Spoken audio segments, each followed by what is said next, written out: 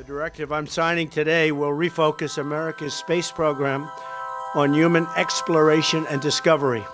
It marks an important step in returning American astronauts to the moon for the first time since 1972 for long-term exploration and use. This time, we will not only plant our flag and leave our footprint, we will establish a foundation for an eventual mission to Mars and perhaps someday to many worlds beyond. I'd go to the moon in a nanosecond. The problem is we don't have the technology to do that anymore. We used to, but we destroyed that technology, and it's a painful process to build it back again. It's a painful process to build it back again. Many of us and many other people in many places have speculated on the meaning of this first landing on another body in space. Would each of you give us your estimate of what is the meaning of this to all of us? You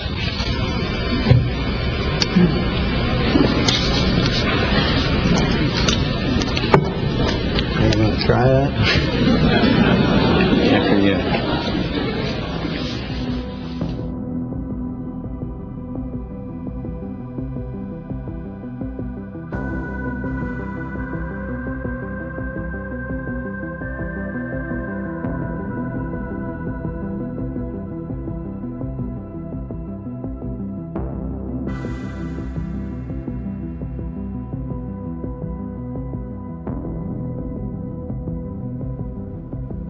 That's how fake what they're showing us is. That it is fake because it's fake. And they're going to continue to fake it until they're gone. They must only exist to perpetrate the fraud. That's their entire goal. We've been lied to. I will not be fooled by aliens coming because there are no aliens. There's no space. It's bottom of the barrel garbage. I don't see anything that tells me that we've been outside of low Earth orbit. So if that's the case, then that means that they can only get so high and they might be able to fly around at that height. But after that, everything from that point, and if you want to know that point, watch any space launch video. It's the point where the camera switches. Simple. So many people believe things that they've never done research on because it seems to be matter of fact.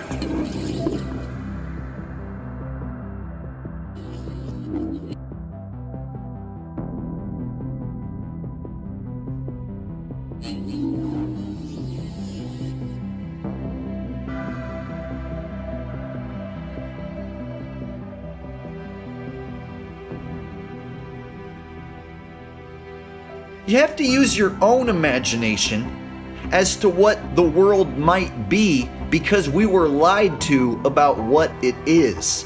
My imagination isn't trying to deceive me. This world is very different from what most people think it is.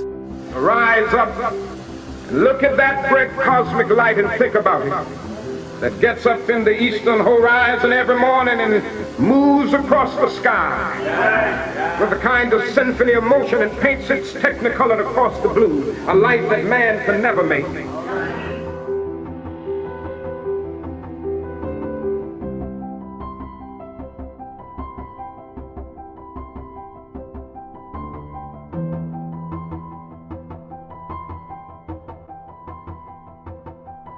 Very simple indeed to just silence everybody, put an end to this topic once and for all, turn the Hubble round and show us Earth in real time, zooming in onto a place so that we can see what's happening at that place, and we know that there is something up there looking down on us from space. But they will not do it. They can't do it.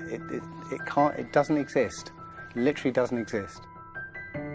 The same guys that fake 6 moon missions, the greatest human achievement of all mankind, they fake 6 of them, and this is where I thought we read like scientists just fucking, oh, there's all these scientists with their telescopes and they're looking, and that's what I thought. I go, what about all the scientists? Yeah, all these scientists,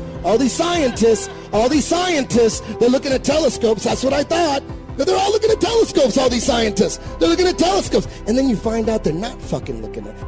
The same motherfuckers who fake 6-moon missions, these are the same guys that are giving us all our information on space. Right there, I'm like, oh, they're lying to us. Everything they're saying to us, they're lying to us. Everything is a lie. They're all saying, but the information about space, no, that's true. I get that. That's true. No, it's fucking all bullshit. All you got to do is look into it, and you're going to realize that it's all bullshit. All bullshit. All the information on space, bullshit. Can you name 5 scientists that are alive? Name 5 scientists that are alive.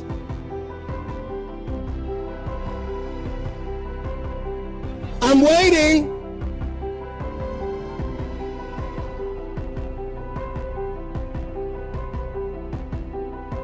This next question comes from Twitter user Aku, who asks, any estimations on how old these discovered exoplanets are? Yeah, the age of the star and the system itself is poorly constrained. We know it's not very young, it doesn't show signs of youngness, so it's at least 500 million years old. But we can't say more because these ultra-cool dwarf stars, they evolve super slowly. Their lifetime is 1,000 times larger than for a sun-like stars.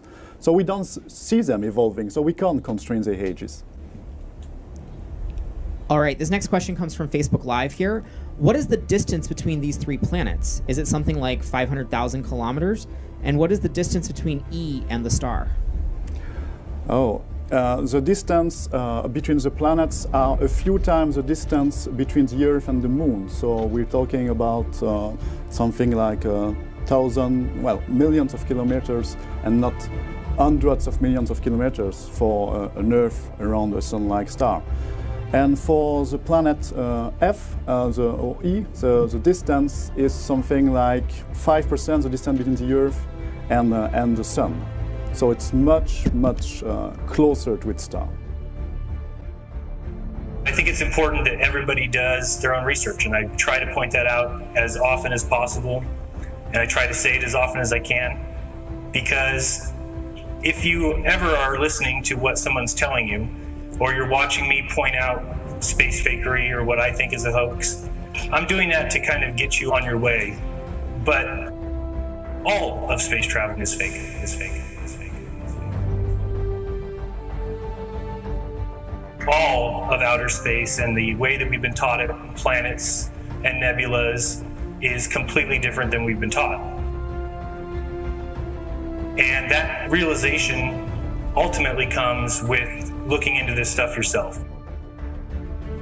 People think space is what they've been told because they've been told.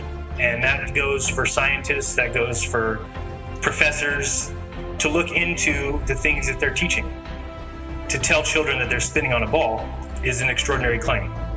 And to say that we're flying through space and that the atmosphere sticks with Earth sounds like extraordinary claims. It sounds like it's just ad hoc explanations for things that we would see on a spinning ball that we don't see because it's not spinning and it's not a ball. If they found out that what they're teaching is a lie, they would all stop tomorrow. And so I think that the main point of what I'm trying to say is going to be the importance behind actually doing your own research and showing NASA to be the fraud that they are.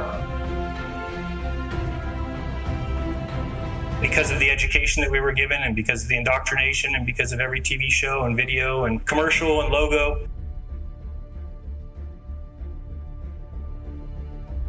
If you're about the truth, if you care about actually talking about what things are true and you actually respect people who are willing to speak out about that, then you will come to the realization eventually that we've been lied to, on the largest possible scale. But I also know 100% one thing, and that's that they're hiding God. Without a doubt, in my mind, that is the reason for this all. And like you said, people are getting paid to do it.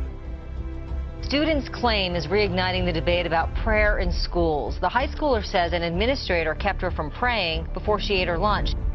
Senior running back Pedro Banda scored the touchdown that would send his team to the playoffs for the first time. But what Pedro did next got him kicked out of the game and put his football future in jeopardy. He pointed his hand to the sky and thanked God. When we say public schools, what we really mean is government schools.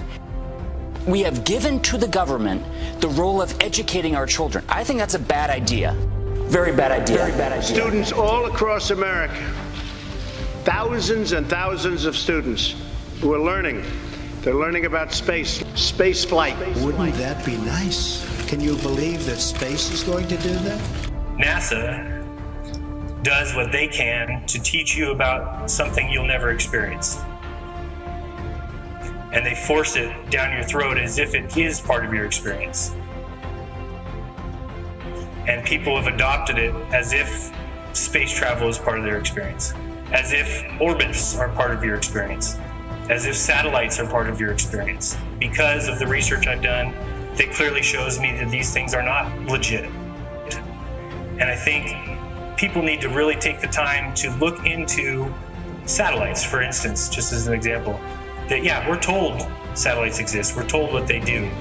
And if I say they don't exist and somebody makes a video and says, well, right here, you can go to this website and it says right here the satellites exist and what they do. If it's a deception, well then, no shit, Sherlock, if you go check out a web page that's about satellites, then you're not going to find the deception there.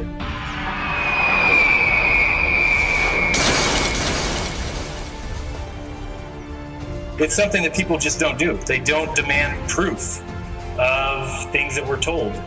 That's the problem. It is absolutely a joke to be shown CGI images, to be shown black and white images of Saturn's rings. It's a joke. It is absolutely the worst thing I've ever seen because of what it does to the minds of people. And science should always be about moving towards the truth. And science should never be settled. It should never be settled science. And it should always be open for question.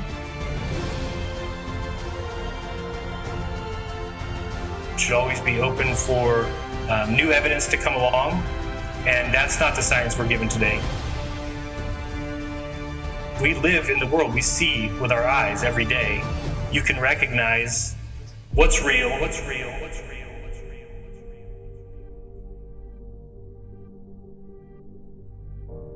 and what's not, and what's not, and what's not.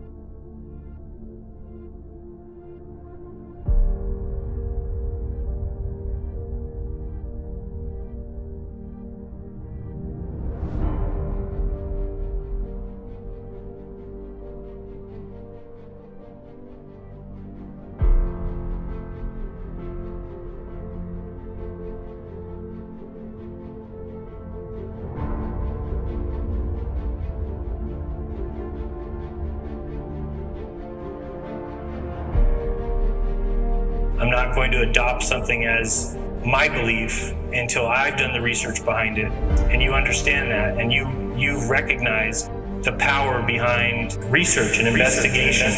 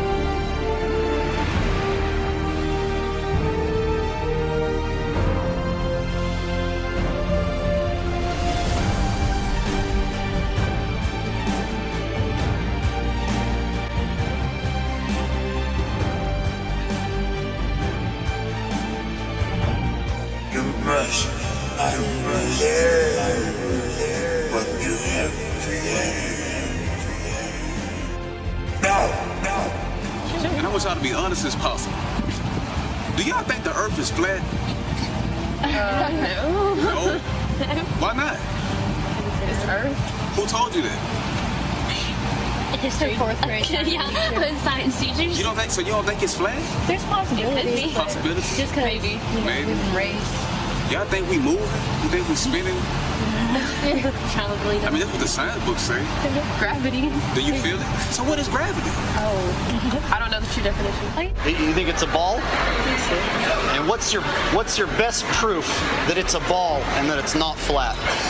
Because of the satellite, they show the image. That's the way. The satellite? The pictures that you see? But you yourself, can you feel the Earth spinning right now? No? Okay. Have you ever seen the Earth curving? Me neither. You know why? It's because the Earth is flat and it doesn't spin. Look into it. You prove to me that the Earth is round. I mean, obviously I can't. You can't. Because all you can go by is what? What you read and what you were told, right? Exactly. But what you see, the people that told you that the Earth is round also say that we're spinning on the axis going around the sun. Yeah. Do you feel it? No, have you ever seen the curve? What do you mean? Have you ever no, seen the Earth curve. Have you ever seen it? No, of course you can't. You can't see it. No. Exactly. So how? How is it right? It can't be. It can't be. Okay. It can't just be. It just is. Can you? So many times during spacewalks outside the International Space Station, we can see air bubbles rising up. Can you touch on how there are air bubbles in space? Can you be more specific? Air bubbles? So yeah, like a lot of times during the footage, the NASA footage, you can see bubbles coming up out of the helmets or kind of from underneath you. Often on the outside of the space station, you'll liberate little pieces of, it's a really harsh environment out there, and the outside of the space station gets beat up pretty good. And sometimes, you'll see just little flecks of paint or something that you might have disrupted floating away from the suit. And, that's generally what that is. I've never seen any kind of air bubble anywhere. Yeah. Could it be that you're filming in an underwater pool and you're not really out there?